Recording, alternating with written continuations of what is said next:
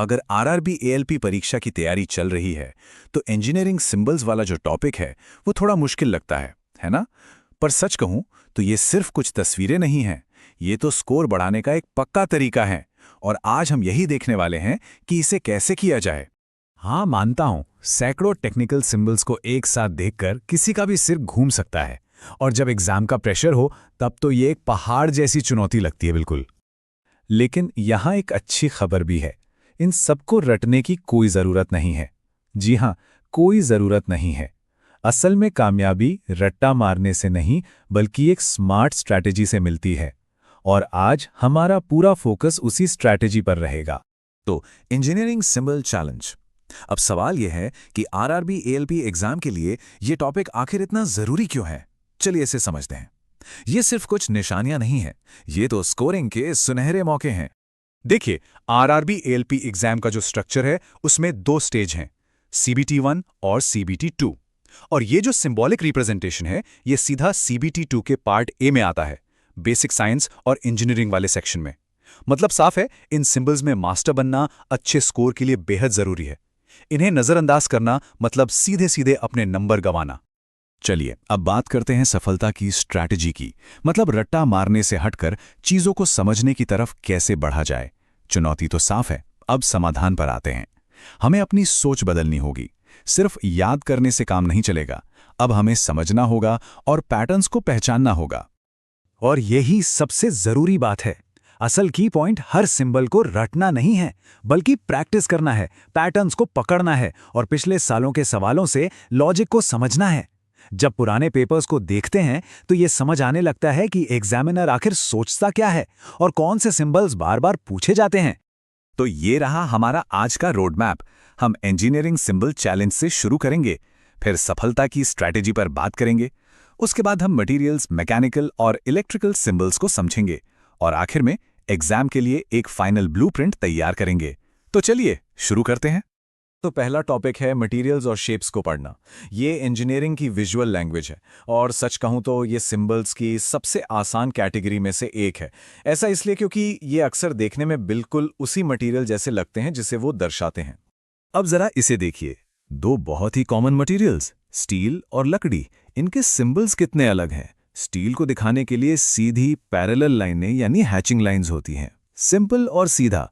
पर लकड़ी का सिंबल, उसमें एक घुमावदार दानेदार पैटर्न होता है और इसे याद रखने का एक मजेदार तरीका है, इसे स्पाइडरमैन का पैटर्न समझिए। हाँ, बिल्कुल स्पाइडरमैन के सूट जैसा। अच्छा, तो जो अभी सीखा है उसे एक असली एग्जाम क्वेश्चन पर लगाकर देखते हैं।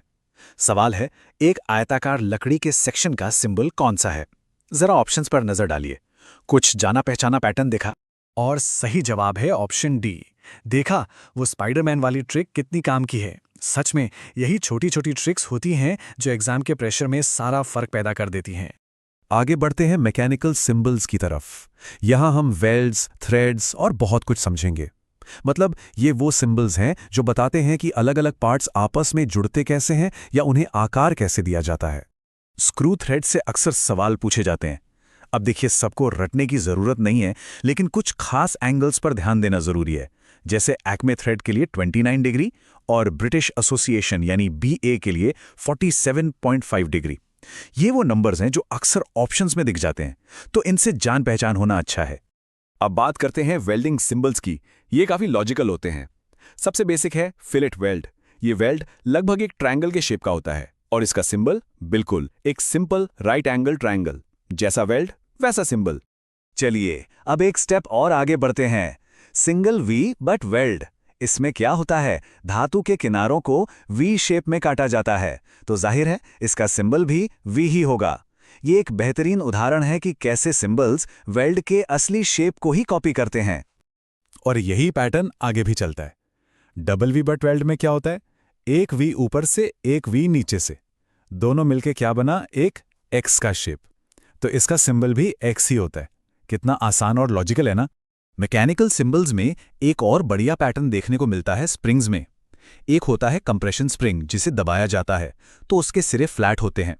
दूसरा है टेंशन स्प्रिंग, जिसे खींचा जाता है तो उसके सिरों पर हुक बने होते हैं। मतलब सिंबल देखकर ही उसका काम समझ में आ जाता है। और अब आते हैं हमारी तीसरी और आखिरी कैटेगरी पर, इलेक्ट्रिकल सिंबल्स। यहाँ एक ऐसा जबरदस्त पैटर्न है जिसे अगर समझ लिया तो एक साथ कई सिंबल्स का राज खुल जाएगा। जरा जनरेटर के सिंबल्स को देखिए, दोनों में एक गोले के अंदर जी तो है, फर्क है नीचे बनी लाइन का। डीसी यानी डायरेक्ट करंट जनरेटर में नीचे एक सीधी सॉलिड लाइन होती है और एसी यानी ऑल्टरनेटिंग करंट जनरेटर में एक लहरदार लाइन, जिसे साइन वेव कहते हैं, वो बनी होती है। और कमाल की बात यह है कि यही सेम लॉजिक मोटर्स पर भी लागू होता है। दोनों में गोले के अंदर एम है, डीसी मोटर के नीचे सीधी लाइन और एसी मोटर के नीचे वही साइन वेव वाली लहरदार लाइन। ये एक पक्का नियम है। तो यहां से जो सबसे बड़ी बात सीखने को मिलती है वो ये है, इलेक्ट्रिकल सिंबल्स में अगर एक सीधी लाइन दिखे तो समझ जाइए वो डायरेक्ट करंट यानी डीसी की बात हो रही है, और अगर साइन वेव यानी लहरदार लाइन दिखे तो वो ऑल्टरनेटिंग करंट यानी एसी है। बस इस एक नियम से ही दर्जनों सिंबल्स को आसानी से पहचाना जा सकता है। तो हमने काफी कुछ देख लिया है। अब इन सारी बातों को समेटकर एक सिंपल फाइनल एग्जाम ब्लूप्रिंट बनाते हैं जो एग्जाम के दिन काम आएगा।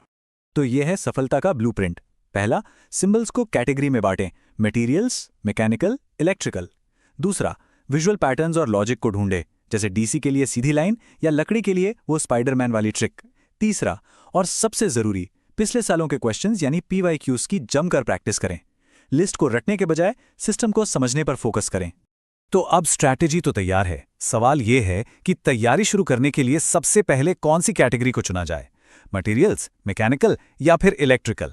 फैसला लेकर आज ही पहला कदम बढ़ाना है।